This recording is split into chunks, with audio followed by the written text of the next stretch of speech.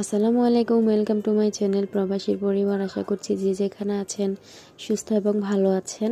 আলহামদুলিল্লাহ আমরাও ভালো আছি। চলে আসলাম আবার একটা নতুন ব্লগ নিয়ে।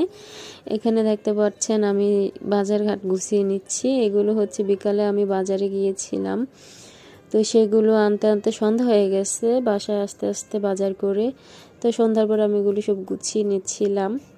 আসলে যেহেতু হাজব্যান্ড প্রবাসে থাকে, সেহেতু আমার সংসারে সমস্ত কিছু আমাকেই করতে হয়।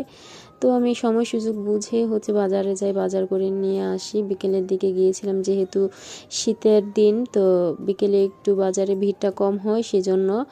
আর আমি এরকমই, যখন আমার সব কিছু বাজারের দরকার হয় তো আমি সকালের দিকে যাই না, তখন তো বাজারের সময় থাকে, অনেক ভিড় থাকে, সেজন্য আমি একটু দুপুরের দিকে যাওয়ার চেষ্টা করি, তখন মানুষের ভিড়টা কম থাকে। আর বাজারে যেহেতু আমার দেবরের দোকান আছে, সেহেতু আমার একটু অসুবিধা কম হয়, এক জায়গা থেকে সব বাজার করে নিয়ে আসতে পারি।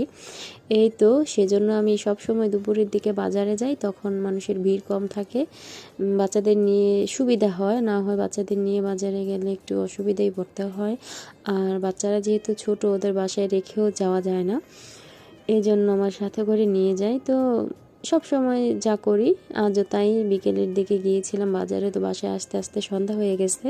এখানে আমি সব কিছু গুছিয়ে নিচ্ছিলাম। তারপরে আবার সন্ধ্যার নাস্তার জন্য বাচ্চাদের কিছু তো দিতে হবে, এজন্য আমি আবার পকোড়া বানাচ্ছিলাম, বাঁধাকপির পকোড়া বানিয়েছি, তো দেখতেই পাচ্ছেন। এই তো বাজার গুছিয়ে বাচ্চাদের জন্য পকোড়া বানিয়ে খেলাম। তারপরে বাচ্চাদের পড়তে বসাইছিলাম, পড়ার পরে আমরা আবার রাতে খাওয়া দাওয়া করে শুয়ে পড়ছিলাম। এই ঠিক আছে, আমার ভিডিওটা যদি ভালো লাগে সবাই প্লিজ আমার চ্যানেলটাকে সাবস্ক্রাইব করবেন এবং আমার চ্যানেলের পাশে থাকবেন। আজ এই পর্যন্ত, পরবর্তী ভিডিও দেখার আমন্ত্রণ জানিয়ে আজকের মতো বিদায় নিচ্ছি। সবাই সুস্থ এবং ভালো থাকবেন। আল্লাহ হাফেজ।